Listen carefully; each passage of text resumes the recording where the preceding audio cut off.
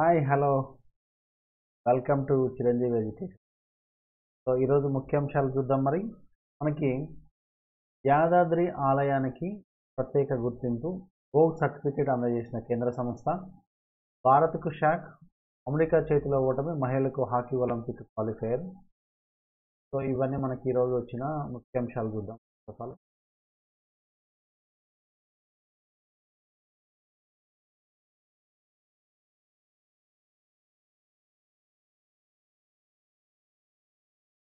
చాలా వరకు వార్తలు ఉన్నాయి, ముఖ్యమైన ఇంపార్టెంట్ అంశాలు ఉన్నాయి మనకి ఎగ్జామినేషన్ పాయింట్ ఆఫ్ వ్యూలో. సో యాదాద్రి ఆలయానికి ప్రత్యేక గుర్తింపు, మరి దీనికి ఓగ్ సర్టిఫికేట్ అందజేసిన కేంద్ర సంస్థ, భారత్కు షాక్, అమెరికా చేతిలో ఓటమి, మహిళల hockey olympic qualifier, FIH olympic క్వాలిఫైయర్స్లో ఆతిథ్య భారత్కు నిరాశ, ప్రపంచ ర్యాంకింగ్స్లో 6వ స్థానంలో ఉన్న భారత్ 15వ స్థానంలోని అమెరికా చేతిలో 0-1 పరాజయం పాలైంది. ప్యారిస్ ఒలింపిక్స్కు అర్హత అవకాశాలను క్లిష్టతరం చేసుకుంది. ఇక సెమీఫైనల్ చేరి ఒలింపిక్స్ బెర్త్ నిలవాలంటే పూల్ బిలో తన తర్వాతి మ్యాచ్ల్లో ఇటలీ, న్యూజిలాండ్ చేతిలో భారత్ ఓడిపోవద్దు. అమెరికాతో మ్యాచ్ తొలి క్వార్టర్లో బంతిని ఎక్కువసేపు నియంత్రణలో ఉంచుకున్న భారత మహిళల జట్టు అవకాశాలు సృష్టించుకోలేదు. రెండో క్వార్టర్ ఆరంభంలో నేహాతో కలిసి ప్రత్యర్థి పోస్ట్ వైపు దూసుకెళ్లిన ఉదిత గోల్ అవకాశాన్ని సృష్టించుకున్న America goal keeper Kelsey Bing అడ్డుకుంది. ఆ వెంటనే భారత్కు షాక్ తగిలింది. సో ఈ విధంగా మనకి అమెరికా చేతిలో ఓటమి, మహిళల హాకీ ఒలింపిక్ క్వాలిఫైయర్లో FIH ఒలింపిక్ క్వాలిఫైయర్స్లో భారత్కు నిరాశ, ప్రపంచ ర్యాంకింగ్స్లో 6వ స్థానంలో ఉన్న భారత్ 15వ స్థానంలో ఉన్న అమెరికా చేతిలో 0-1తో పరాజయం పాలైంది. ప్యారిస్ ఒలింపిక్స్కు అర్హత అవకాశాలను క్లిష్టతరం చేసుకుంది. సో కాబట్టి దీంట్లో ఓడిపోయింది కాబట్టి 15వ స్థానంలో ఉన్న అమెరికా చేతిలో ఓడిపోయింది కాబట్టి నెక్స్ట్ తర్వాత మ్యాచ్లు ఏవైతే ఉన్నాయో ఇటలీ, న్యూజిలాండ్ చేతిలో ఖచ్చితంగా ఓడిపోకుండా గెలిచినట్లయితే మాత్రమే ఒలింపిక్కు వీళ్ళు అర్హత సాధిస్తారు. సో విజయ్ వీర్కు ఒలింపిక్ కోటా స్థానం, భారత్ షూటర్ విజయ్ వీరు ఒలింపిక్ కోటా స్థానం సాధించాడు. ఆసియా ఒలింపిక్ క్వాలిఫైర్స్ పురుషుల 25 మీటర్ల ర్యాపిడ్ ఫైర్ ఈవెంట్లో అతడు రజతం గెలుచుకున్నాడు. 577 స్కోర్తో 4వ స్థానంలో ఫైనల్కు అర్హత సాధించినప్పుడే విజయ్ వీర్కు ఒలింపిక్ అర్హత ఖాయమైంది. షూటింగ్లో భారత్కు ఇది 17వ కోటా స్థానం. నాకు చాలా సంతోషంగా ఉంది, శిబిరాల్లో ఇక్కడికి వచ్చాక మేమెంతో శ్రమించామని విజయ్ వీరు అన్నాడు. సో 25 మీటర్ల ర్యాపిడ్ ఫైనల్లో భారత్ నుంచి ఇంతకుముందు అనీష్ బన్వాల్ ప్యారిస్ కోటా స్థానం సంపాదించాడు. జకార్తాలో విజయ్ వీర్ కంటే ముందు ముగ్గురు భారత షూటర్లు ఈషా సింగ్, వరుణ్ తోమర్ మరియు రిధమ్ సంగ్వాన్ వీళ్ళు ముగ్గురు ఒలింపిక్ కోటాల స్థానాలను గెలిచారు.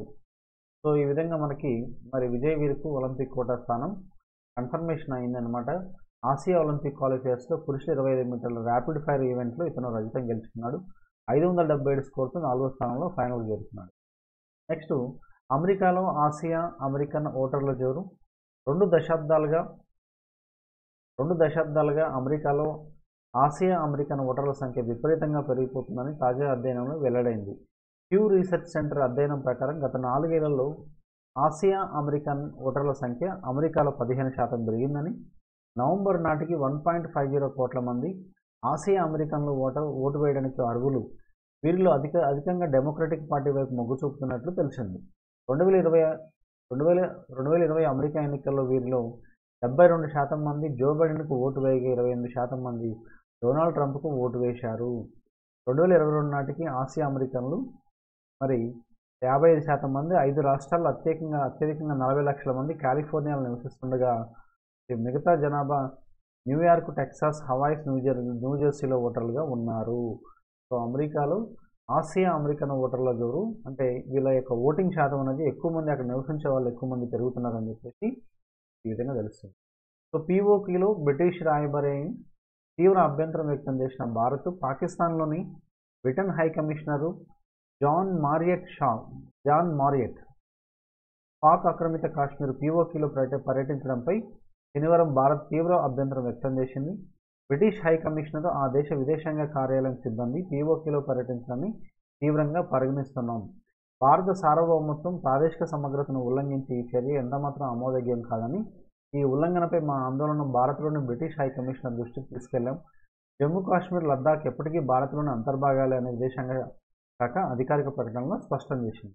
ఈ నెల 10న పీఓకేలను మీర్పూర్ ప్రాంతాన్ని జాన్ మారియట్ సందర్శించారు. బ్రిటన్లో పాక్ సంతతికి చెందిన వారు 70% మంది మీర్పూర్ నుంచే ఉన్నారని, అందుకే ఆమె అక్కడ పర్యటించారని పాక్ మీడియా కథనాలు ప్రచురించాయి. సో పీఓకేలో బ్రిటిష్ రాయబారి అయిన జాన్ మారియట్ పర్యటించడం అనేది భారత్ తీవ్ర అభ్యంతరకరం వ్యక్తం చేసింది. సో నెక్స్ట్, సేంద్రియ వ్యర్థాల నిర్వహణకు సరికొత్త పరిజ్ఞానం. సేంద్రియ వ్యర్థాల నిర్వహణలో పురపాలక సంస్థలకు తోడ్పడే వినూత్న విధానాన్ని గువాహటిలోని ఐఐటి పరిశోధకులు అభివృద్ధి చేశారు. ఇందులో రోటరీ డ్రమ్ కంపోస్టింగ్ని వర్మీ కంపోస్టింగ్ మిశ్రమంతో కలిపారని, ప్రస్తుత నగరాల్లో గృహ వ్యర్థాల విచ్ఛిన్నానికి బయోడిగ్రేడేషన్ వాడుతున్న విధానాలకు 2 నుంచి 3 నెలల అవసరం. అయితే ఆర్డీసీ ద్వారా 20 రోజుల్లోనే దీని పోషకాలు పుష్కలంగా ఉన్న కంపోస్ట్గా మార్చవచ్చని, దీనివల్ల మున్సిపల్ వ్యర్థాల పరిమాణం 60 నుంచి 70% తగ్గుతుంది. అయితే ఆర్డీసీతో ఒక ఇబ్బంది ఉందని, ఈ ప్రక్రియ ద్వారా ఉత్పత్తి అయ్యే కంపోస్టు నాణ్యత చాలా తక్కువని. మరోవైపు వర్మీ కంపోస్టింగ్ అనేది అద్భుత బయోడిగ్రేడేషన్ ప్రక్రియ అని, సాంప్రదాయంగా ఈ విధానానికి కనీసం 60 రోజులు పడుతుంది. అందువల్ల పురపాలక సంస్థలకు ఇది ఉపయోగపడటం లేదని, ఈ నేపథ్యంలో గువాహటి ఐఐటిలోని వ్యర్థ నిర్వహణకు పరిశోధన బృందం 2 మంచుల బయోడిగ్రేడేషన్ విధానాన్ని రూపొందించిందని, ఇందులో ఆర్డీసీ విధానాన్ని మరింత మెరుగుపరిచి వర్మీ కంపోస్టింగ్తో మిశ్రమం చేశారని, తద్వారా బయోడిగ్రేడేషన్ కాలాన్ని తగ్గించారు. ఆ తర్వాత వానపాములు పాక్షికంగా విచ్ఛిన్నమై సేంద్రీయ పదార్థాన్ని సులువు 27 రోజుల్లోనే వర్మీ కంపోస్ట్గా మార్చుతాయి. సో కొత్త టెక్నాలజీని ఉపయోగించి ఐఐటి గువాహటి పరిశోధకులు ఏం చేశారంటే, వీళ్ళు అభివృద్ధి రోటరీ డ్రమ్ కంపోస్టింగ్ని ఉపయోగించి మరి ఈ ఏదైతే గృహాల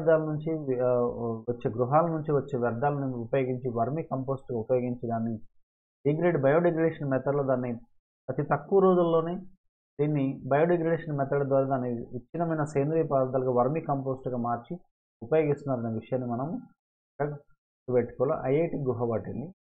సో మిజోరంలో కొత్త రకం పాము జాతి. మిజోరం యూనివర్సిటీలోని జంతుశాస్త్ర విభాగం పరిశోధకులు ఆ రాష్ట్రంలోని కొత్త రకం పాము జాతి కోరల్ స్నేక్ని గుర్తించారని, బ్రిటిష్ ఇండియా వైద్యుడు ఎవరైతే ఉన్నారో ఈ గోరే పేరు మీద ఈ పాముకు సినోమైకరస్ గోరి అని నామకరణం చేసిరని మిజోరం వర్సిటీ జంతుశాస్త్ర ప్రొఫెసర్ అయిన హెచ్టి లాల్రే మసంగాతో పాటు పక్క రాష్ట్రాలకు చెందిన మరికొందరు పరిశోధనలో పాల్పంచుకున్నారు. స్థానికంగా ఈ పామును రుల్ హిహ్నా పేరుతో పిలుస్తున్నారని లాల్రే మసంగా తెలిపారు. సినోమైకరస్ గోరి 3 వరకు గుడ్లు పెడుతుందంట. ఇది కొండ దిగువ ప్రాంతాల్లో జీవిస్తుందని పేర్కొన్నారు. సిస్టమాటిక్ బయోడైవర్సిటీ జర్నల్లో ఈ నెల 10న ఈ పరిశోధన వివరాలు ప్రచురితమయ్యాయి. సో మిజోరంలో కొత్త రకం పాము జాతి. మిజోరం యూనివర్సిటీలోని జంతుశాస్త్ర విభాగం పరిశోధకులు ఆ రాష్ట్రంలో కొత్త రకం పాము జాతిని గుర్తించారు. సో దాన్ని అది సినోమైకరస్ గోరి అని నామకరణం చేశారు. ఇది బ్రిటిష్ ఇండియా వైద్యుడైన గోరే పేరు మీదకి తీసుకొచ్చిన విషయాన్ని మనం చూసుకోవాలి. సో ఇది ఇంటర్నేషనల్ ఇష్యూస్ అండి.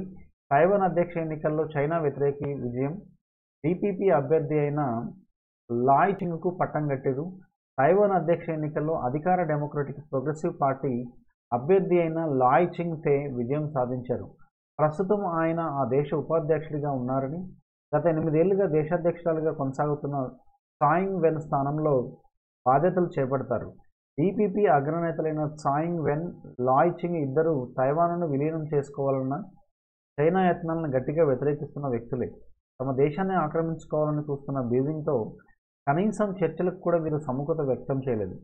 చర్చల విషయంలో చైనా అనుకూల వైఖరి కనబరుస్తున్న నేషనలిస్టు పార్టీ కుమింగ్తాంగ్ పార్టీ కేఎంటీ యువత మద్దతున్న తైవాన్ పీపుల్స్ పార్టీ అభ్యర్థులు ఓటమి పాలయ్యారు. చైనా ఉద్రిక్త పరిస్థితులు నెలకొని ఉన్నప్పటికీ శనివారం జరిగిన అధ్యక్ష పార్లమెంట్ ఎన్నికల్లో దేశ అంతర్గత విషయాలే ప్రముఖంగా ప్రస్తావనకు వచ్చాయి. ఆర్థిక వ్యవస్థ మందగమనం, గృహాల ధరలు పెరిగిపోవడం వంటివి ఎన్నికల ప్రచారాస్త్రాలుగా మారాయి. అధ్యక్ష ఎన్నికల్లో లాయ్ చింగ్ తే ఓడిపోవాలని చైనా కోరుకున్నప్పటికీ తైవాన్ ప్రజలు అందుకు ప్రతికూలమైన తీర్పునిచ్చారు. మరి తైవాన్ అధ్యక్ష ఎన్నికల్లో చైనా వ్యతిరేకి అయిన డిపిపి అభ్యర్థి లాయ్ చింగ్కు పట్టం కట్టిరు. సో ఈ విధంగా ఆడ తైవాన్కు కొత్త ప్రభుత్వం రాబోతుంది. హౌతీలపై మరోసారి విరుచుకుపడ్డ అమెరికా. యెమెన్పై కొనసాగుతున్న క్షిపణుల దాడి, రాడార్ కేంద్రం ధ్వంసం. యెమెన్లో హౌతీ తిరుగుబాటులు ఎవరైతే ఉన్నారో హౌతీ తిరుగుబాటుదారుల స్థావరాలపై అమెరికా దాడులు రెండో రోజు కొనసాగాయని, శనివారం తెల్లవారుజామున రెబల్స్కు సంబంధించిన ఓ రాడార్ కేంద్రంపై అగ్రరాజ్యం విరుచుకుపడిందని, ఎర్ర సముద్రంలో వాణిజ్య నౌకలకు ముప్పుగా పరిణమించినందువల్లే దాన్ని లక్ష్యంగా చేసుకున్నట్లు తెలిపింది. తాజా దాడి వల్ల యెమెన్ రాజధాని సనాలో భారీ పేలుడు శబ్దం వినిపించినట్లు అంతర్జాతీయ మీడియా కథనాలు వెల్లడించాయి. గాజాపై ఇజ్రాయెల్ దాడులకు నిరసనగా ఎర్ర సముద్రంలో వాణిజ్య నౌకలపై హౌతీలు కొంతకాలంగా దాడులు చేస్తున్నారు. ఈ ముఠా స్థావరాలను లక్ష్యంగా చేసుకుని శుక్రవారం అమెరికా, బ్రిటన్లు యెమెన్పై క్షిపణి వైమానిక దాడులు చేసిన సంగతి తెలిసిందే.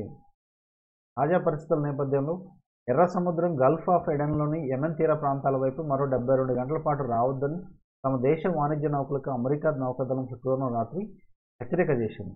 ఆ తర్వాత కొద్ది గంటలకే యెమెన్లోని హౌతీ రాడార్ కేంద్రంపై క్షిపణి దాడి జరిగింది.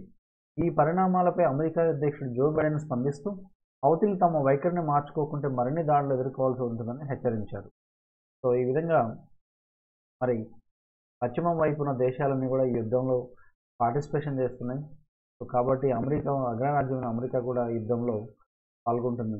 అసంఘటిత రంగ కార్మికుల కోసం బిల్డ్ ఫర్ బిలియన్స్ కార్యక్రమం.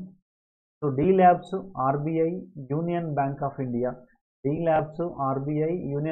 ఇండియా యొక్క భాగస్వామ్యంతో ఇండియన్ స్కూల్ ఆఫ్ బిజినెస్ ISBని D labs, RBI, union bank of ఇండియాతో కలిసి బిల్డ్ ఫర్ బిలియన్స్ అనే పేరుతోటి స్టార్టప్ యాక్సలరేటర్ కార్యక్రమాన్ని చేపట్టింది.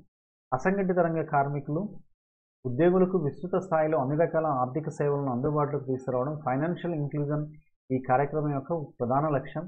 ఈ గిగ్ వర్కర్లు, వలస కార్మికులు మరియు ఇళ్లలో పనిచేసేవారు, వీధి వ్యాపారులు, కార్పెంటర్లు, ప్లంబర్లు, ఎలక్ట్రీషియన్లు, నిర్మాణ రంగ కార్మికులు ఎన్నో రకాల ఆర్థిక సమస్యలు ఎదుర్కొంటున్నారని, స్థిరమైన ఆదాయం లేకపోవడం, అవసరానికి అప్పు పుట్టకపోవడం, పొదుపు చేసే సత్తా లేకపోవడం ఈ వర్గాలు ఎదుర్కొనే ప్రధాన సమస్య.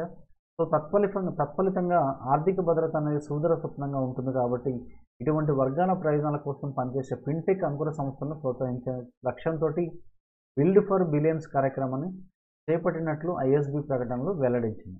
దీని కింద ఎంపికైన అంకుర సంస్థలకు 50 రోజుల పాటు డీ ల్యాబ్స్లో ఇంక్యుబేటర్లు అన్ని రకాల శిక్షణ మద్దతిస్తారని, ఇన్వెస్టర్ల బ్యాంకులతో సమావేశాలు ఏర్పాటు చేసి నిధులు సమకూర్చుకునే అవకాశాన్ని కల్పిస్తారని, సో ఈ విధంగా అసంఘటిత రంగ కార్మికులకు పూర్తిగా అండదండలు అందించడం లక్ష్యంగా ముందుకు సాగుతున్నట్లు RBI innovation hub CEO Rajesh Bansal పేర్కొన్నారు. బలమైన ఆర్థిక వ్యవస్థ నిర్మించడంలో నిపుణులైన కార్మికులు క్రియాశీలక పాత్ర పోషిస్తారని ISB ఐవెంచర్ ఫ్యాకల్టీ డైరెక్టర్ ప్రొఫెసర్ భగవాన్ చౌదరి పేర్కొన్నారు. సో ఎంతో ముఖ్యమైన సమస్యకు పరిష్కారాన్ని కనుగొనే ప్రయత్నంలో ఈ డీ ల్యాబ్స్ RBIతో చేతులు కలిపినట్లు union bank of India executive director Nitish Ranjan మరి ఈ విధంగా పేర్కొనడం జరిగింది. సో నెక్స్ట్, ఉగ్రవాదుల నిరోధానికి ఆపరేషన్ సర్వశక్తి. ఈ జమ్మూ కాశ్మీర్లోని ఉగ్రవాదాన్ని ప్రోత్సహించే దిశగా పాకిస్తాన్ అమలు చేస్తున్న ప్రణాళికలను అడ్డుకునేందుకు భారత సైన్యం ఏం చేసిందంటే ఆపరేషన్ సర్వశక్తిని ప్రారంభించింది. పిర్పంజల్ పర్వత శ్రేణుల్లోని దక్షిణాన ముఖ్యంగా రాజౌరి, పూంచ్ సెక్టార్లో ఉగ్రవాదాన్ని ఎగదోసేందుకు పాక్ అండ ఉన్న ఉగ్రమూకలు చెలరేగుతున్నాయి. ఇటీవల ఉగ్రదాడులు 20 ట్రూపులు హతమయ్యాయని, వారి దృశ్యాలను అడ్డుకునే దిశగా భారీ ఎత్తున ఆపరేషన్ సర్వశక్తి శ్రీకారం చుట్టారు. ఈ ఆపరేషన్లో భాగంగా భద్రతా దళాలు పిర్పంజల్ పర్వత శ్రేణులతో పాటు కేంద్రపాలిత ప్రాంతమంతా ఉగ్రవాదుల ఆచూకీ కోసం సంయుక్తంగా విస్తృత గాలింపుల చర్యలు చేపట్టాయి. జమ్మూ కాశ్మీర్ పోలీసులతో పాటు CRPF, ప్రత్యేక ఆపరేషన్ల దళం, ఇంటెలిజెన్స్ ఏజెన్సీలు వీరికి సహకరిస్తాయని చెప్పేసి అధికారులు పేర్కొన్నారు. సో ఈ విధంగా మరి జమ్మూ కాశ్మీర్లోని ఉగ్రవాదాన్ని అణిచివేసే దిశగా పాకిస్తాన్ అమలు చేస్తున్న ప్రణాళికలను అడ్డుకునే విధంగా, వాటిని తిప్పికొట్టే విధంగా భారత సైన్యం ఏం చేసిందంటే ఆపరేషన్ సర్వశక్తిని ప్రారంభించింది. సో ఇది ఎక్కడంటే పిర్పంజల్ పర్వత శ్రేణులు దక్షిణాన ముఖ్యంగా రాజౌరి, పూంచ్ సెక్టార్లో ఉగ్రవాదాన్ని ఎగదోసేందుకు పాక్ అండ ఉన్న ఉగ్రమూకలు చెలరేగుతున్నాయని, సో వాటిని తిప్పికొట్టే విధంగా ఈ యొక్క ఉగ్రమూకల్ని అడ్డుకునేందుకు మరి భారత సైన్యం ఏం చేసిందంటే ఆపరేషన్ సర్వశక్తిని ఏర్పాటు చేసింది. సో ఆధునిక సాంకేతిక పరిజ్ఞానంతో నడుస్తున్న వందే భారత్ ఎక్స్ప్రెస్కి మొదటి మహిళా లోకో పైలట్గా ఎంపికైంది ఎవరు వార్తలు నిలిచారంటే సురేఖ యాదవ్ అండి, గుర్తుపెట్టుకోండి. సో ఇప్పటికే ఆసియాలోనే మొదటి మహిళా రైలు డ్రైవర్గా గుర్తింపు పొందారు. ఈమె మహారాష్ట్రకు చెందిన వ్యక్తి. త్రివిధ దళాల కోసం 2.23 లక్షల కోట్ల విలువైన ఆయుధ సంపత్తిని సమకూర్చడానికి భారత రక్షణ శాఖ ఇటీవల పచ్చజెండా ఊపిందని, ఇందులో ఎంత శాతం నిధులను స్వదేశీ పరిశ్రమల నుంచి ఆయుధాల సేకరణకు వెచ్చించాలని ప్రభుత్వం నిర్ణయించింది అంటే 98% అండి. అస్త్రశస్త్రాల త్రివిధ బలగాల పోరాట పటిమను ఇనుమడింపజేయడంతో పాటు రక్షణ రంగంలో ఆత్మనిర్భర్ భారత్కు సాధనకు తోడ్పడతాయి. త్రివిధ దళాల కోసం 2.23 లక్షల కోట్ల విలువైన ఆయుధ సంపదను సమకూర్చడానికి భారత రక్షణ శాఖ ఇటీవల పచ్చజెండా ఊపింది. ఇందులో ఎంత శాతం నిధులను స్వదేశీ పరిశ్రమల నుంచి ఆయుధాల సేకరణకు వెచ్చించాలని ప్రభుత్వం నిర్ణయించింది. 98% మనకి దీని ఆధారంగా మనం ఆత్మనిర్భర్ భారత్లో భాగంగా మనం ఆల్రెడీ స్వదేశీ సంబంధించిన డెవలప్మెంట్ ఎక్కువ జరగాలని మరి ఈ ఆయుధ సంపద త్రివిధ దళాల కోసం కూడా ఆయుధ సంపదను సమకూర్చుకోవడానికి కోసం 2.23 లక్షల కోట్ల విలువైన ఆయుధ సంపత్తిని స్వదేశంలోనే మనము ఈ పెట్టుబడులు స్వదేశంలో తీసుకొచ్చి స్వదేశంలోనే ఉద్యోగ కల్పన చేయాలని కేంద్ర ప్రభుత్వం చూపిస్తుంది. నెక్స్ట్, ప్రపంచ దేశాల విదేశీ మారక ద్రవ్య నిల్వల్లో అమెరికా డాలర్ల వాటా సుమారు ఎంత శాతంగా ఉంది? 60% అండి. కొన్ని ప్రపంచ దేశాల విదేశీ మారక అంటే ప్రపంచ దేశాల FDI నిల్వల్లో అమెరికా డాలర్ల వాటా సుమారుగా 60% ఉందంట. తర్వాత స్థానాల్లో యూరో 20%, జపాన్ యెన్ 5.5%, తర్వాత బ్రిటిష్ పౌండ్ అనేది 5%, చైనీస్ యువాన్ అనేది 2.6% ఉన్నాయి. సో ఈ విధంగా మరి ప్రపంచ దేశాలలో విదేశీ మారక ద్రవ్య నిల్వలు అమెరికా ఉంటే 60% ఉంటాయి. తర్వాత స్థానాల్లో యూరో 20% ఉంటాయి, Japan yen 5.5%, British pound 5%, Chinese yuan 2.6%. ఈ వరుస క్రమం గుర్తుపెట్టుకున్నట్లో ఈ అవకాశం America, euro, Japan yen and British pound and Chinese yuan. So భారతదేశం మారక ద్రవ్యం మొత్తం విలువ సుమారు 60,000 కోట్ల డాలర్లు. ఇందులో 88% అమెరికా కరెన్సీ రూపంలోనూ ఉంది. 26.5 లక్షల కోట్ల డాలర్ల జీడీపీతో అమెరికా ప్రపంచం తిరుగులోని ఆర్థిక శక్తిగా వెలుగుతుందని 17.78 లక్షల కోట్ల డాలర్ల జీడీపీతో చైనా రెండో స్థానంలో ఉంది. భారత్ జీడీపీ సుమారు 4 లక్షల కోట్ల డాలర్లు. సో ఈ విధంగా దీన్ని గుర్తుపెట్టుకోండి. ఏ రాష్ట్రంలోనూ దేవగఢ్ ఎయిమ్స్ ప్రాంగణంలో ప్రధాని నరేంద్ర మోడీ 10,000 జన ఔషధి కేంద్రాన్ని ఇటీవల ప్రారంభించారు.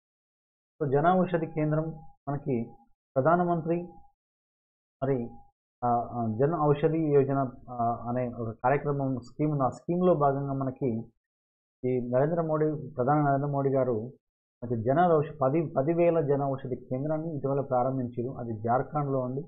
2028-29 కల్లా దేశంలో మొత్తం 25,000 జన ఔషధ దుకాణాలను ఏర్పాటు చేయాలని చెప్పి కేంద్ర ప్రభుత్వం లక్ష్యంగా పెట్టుకుంది. కాబట్టి మరి ప్రధానమంత్రి మోడీ గారు 10,000 జనౌషధి కేంద్రాన్ని జార్ఖండ్లో ఏర్పాటు చేసి హైదరాబాద్, విజయవాడ మధ్య పారిశ్రామిక కారిడార్ను ఏర్పాటు చేయాలని చెప్పి ఏర్పాటుకు ఆమోదం తెలపాలని కేంద్ర మంత్రి పీయూష్ గోయల్కు సీఎం రేవంత్ రెడ్డి వినతి. హైదరాబాద్, నాగపూర్ కారిడార్కు తుది అనుమతులు ఇవ్వాలని, రాష్ట్రానికి NID, mega leather park, IIHT మంజూరు చేయాలని కోరిన ముఖ్యమంత్రి. సో జిత్తులమారి డ్రాగన్కు ఎదురు దెబ్బ. నేపాల్ను ఇండియాకి దూరం చేసి పూర్తిగా తన వైపు తిప్పుకోవాలని చైనా కొన్నేళ్లకు విశ్వ ప్రయత్నాలు చేస్తుంది. మెరుగైన దౌత్య విధానాలతో ఆ కుయుక్తులు ఎప్పటికప్పుడు చెక్ పెడుతున్న ఢిల్లీ తాజాగా విద్యుత్ కొనుగోలుకు సంబంధించి కీలక ఒప్పందం కుదుర్చుకుంది. తద్వారా కాట్మాండ్తో వ్యూహాత్మక బంధాన్ని మరింత బలోపేతం చేసుకుంది. చూడండి, జిత్తులమారి డ్రాగన్ అని చెప్పుకోవచ్చు మనం. నిజంగా జిత్తులమారి నక్కని ఒకవైపు మాల్దీవ్ దేశాన్ని ఆల్రెడీ తన గుప్పిట్లో పెట్టుకున్నది. ఒకవైపు శ్రీలంక కూడా కొంతకాలం అప్పుల్లో చిక్కుకునే ఆర్థిక సంక్షోభంలో పడి ఇప్పుడే పర్యాటక రంగం ముందుకొని మరి అక్కడ నుంచి బయటపడడానికి అవకాశం ఉంది శ్రీలంక. పాకిస్తాన్ ఆల్రెడీ ఆ చైనా డెప్ ట్రాప్లో పడిపోయి ఆల్రెడీ ఇంకా భారత్ పైకి ఇంకా తన ఆక్రోశాన్ని వెలగక్కుతుంది. చైనా ఈ విధంగా భారత్ చుట్టుపక్కల ఉన్న దేశాలు ఏవైతేనేమో ఆ దేశాలన్నింటినీ కూడా తన అధీనంలో తీసుకొచ్చుకుని డెప్ ట్రాప్లో అన్నిటిని దించేసి అప్పులు క్రియేట్ చేసి వాళ్ళందరినీ కూడా భారత్ పైకి ఎగదోయాలని చెప్పేసి ప్రయత్నంలో భాగంగా మరి డ్రాగన్ అంటే చైనా దేశం ఇంకా వ్యూహాలు పన్నుతూనే ఉందని భారత్ మరి అప్రమత్తతో ఉండాల్సిన అవసరం ఉంది. హిమాలయ దేశం నేపాల్లో భారత విదేశీ వ్యవహారాల మంత్రి జయశంకర్ ఇటీవల పర్యటన ద్వైపాక్షిక సంబంధాలను మరింత పరిపుష్టం చేసుకునేందుకు బాటలు పరిచింది. సో ఈ విధంగా మరి నేపాల్లో ఇంతకుముందు 10,536 మెగావాట్ల ఉత్పత్తి చేయగలిగిందని, జల విద్యుత్ రంగంలో నేపాల్కు ఉన్న ప్రతికూలతను దృష్టిలో పెట్టుకుని ఇండియా దానికి కొన్నేళ్లుగా చేయూతను అందిస్తుంది. సో మనం ఆల్రెడీ మన చుట్టుపక్కల ఉన్న దేశాలకి ఎంతో కొంత చాలా వరకు మనం మన దేశం అభివృద్ధి చెందుతున్న దేశమైనా కానీ మన దేశం భారతదేశం చుట్టుపక్కల దేశాలకి సహాయం చేస్తున్నా కానీ ఇంకా ఈ డెబ్ ట్రాప్లో చిక్కుకున్న చైనా వలలో చిక్కుకున్న దేశాలన్నీ కూడా మరి చివరికి భారత్ వైపు వ్యతిరేకంగా మారుతున్నాయి. ఫర్ ఎగ్జాంపుల్ మాల్దీవ్స్ ఇష్యూసే మనకు ఈ మధ్యకాలంలో జరిగిన ఇష్యూ అని గుర్తుపెట్టుకోవాలి. భారత్ గగనయాత్ర. సో ఇది గగనయాత్ర నూతన సంవత్సరం తొలి రోజున ఇస్రో చరిత్ర సృష్టించింది. తొలిసారి ఎక్స్రే పొలారిమీటర్ ఉపగ్రహాన్ని దాన్నే ఎక్స్పో షాట్ను శ్రీహరికోటలోని సతీష్ ధావన్ అంతరిక్ష కేంద్రం నుంచి విజయవంతంగా ప్రయోగించింది. శాస్త్ర సాంకేతిక రంగాల్లో ముఖ్యంగా అంతరిక్ష రంగంలో ఇండియా సాధించిన ప్రగతికి ఇస్రో విజయాలు ఉదాహరణగా నిలుస్తాయి. సో ఈ విధంగా మనకి ఆల్రెడీ తెలిసిన అంశమే. ఇస్రో ఈ మధ్యకాలంలో మనకి గగనయాత్రని మనకి పెట్టుకున్నది.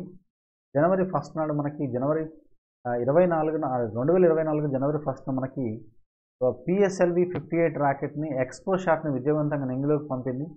ఖగోళంలో ఎక్స్రే తరంగాల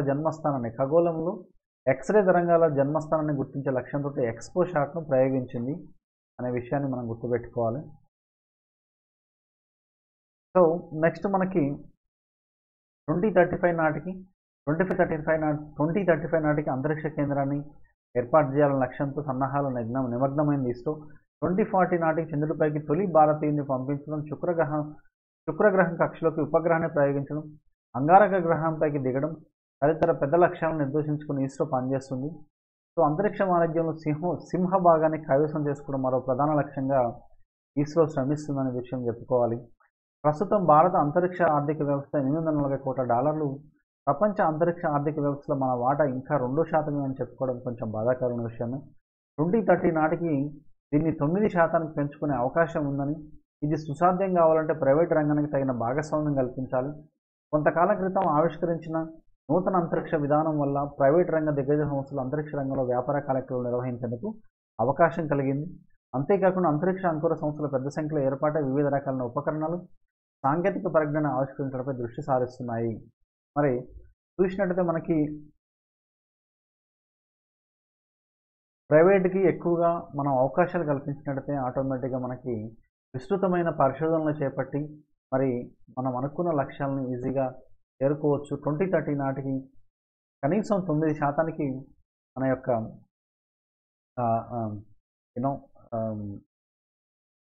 ప్రపంచ అంతరిక్ష ఆర్థిక వ్యవస్థలో మన వాటా, భారతదేశం యొక్క వాటా 2030 నాటికి 9% పెంచుకోవచ్చు. ప్రస్తుతానికైతే అది $840 కోట్ల తోటి 2వ స్థానంలో ఉందనే విషయాన్ని మనం గుర్తుపెట్టుకోవాలి. కాబట్టి ప్రైవేటు సంస్థలకు కానీ అవకాశం కల్పించినట్టయితే పరిశోధనలు విస్తృతంగా చేపట్టి ఆటోమేటిక్గా భారత్ యొక్క ఈ ప్రపంచంలో మరి ప్రపంచ వాణిజ్యం, అంతరిక్ష వాణిజ్యంలో ఇస్రో ఇంకా ముందుకెళ్తుందనే విషయం గుర్తుపెట్టుకోవాల్సిన. సో నెక్స్ట్ మరి ఇవి అండి మనకి ఈరోజు సంబంధించిన ఈనాడు పేపర్లో వచ్చిన ముఖ్యమైన అంశాలు.